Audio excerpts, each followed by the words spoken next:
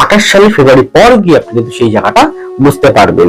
তাহলে এখন থেকে উচিত কি আপনাকে নিজেকে তৈরি করা, নিজেকে ঠিক করা, নিজেকে যাচাই করা যে আপনি, হ্যাঁ দেখুন শনি পুরো স্টেট কাট কথাবার্তা পছন্দ করে, ছল চাতুরি পছন্দ করে না।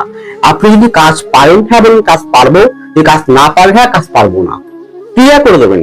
কিন্তু কাউকে ধরে রেখে, কাউকে একদম হাতে বশবর্তী করে রেখে তার সময় ইউজ ব্যবহার করবেন, এটা শনি কিন্তু ছল চাতুরি ও পছন্দ করে না। শনি খুব স্ট্রিক্ট, সে আপনাকে এখন ফল দেবে না, সে তখন গিয়ে কিন্তু মারাত্মক মৃত্যুদায়ক ধ্বংসাত্মক নীলাখালার মধ্য দিয়ে আপনাকে বেদনাদায়ক পরিস্থিতি করে তুলবে। কারণ রাহু আর শনির মধ্যে একটা যোগসূত্র আছে, রাহু শনির মতন কাজ করে, শনি রাহুর মতন কাজ করে।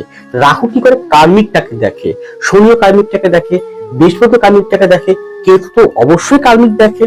কার্মিক মানে আপনার পূর্বকৃত কর্মের ফল, যে আপনি কি কর্ম করছেন কেমন করবেন।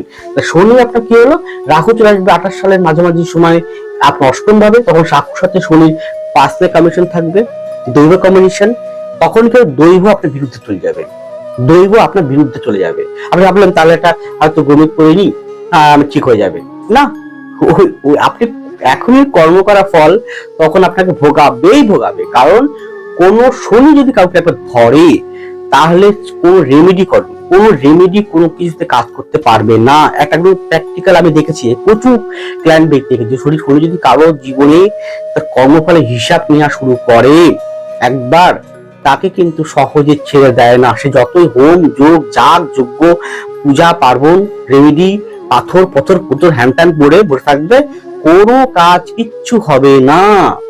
সে একদম আপনাকে তা আপনার কর্মের একদম 100 থেকে 100% কর্মের ফল আপনাকে ভুগিয়ে, আপনার কর্মফল ক্ষয় করিয়ে, আপনাকে মৃত্যু যন্ত্রণা ধ্বংস লীলা শেষ করে তবেই আপনাকে ছাড়বে।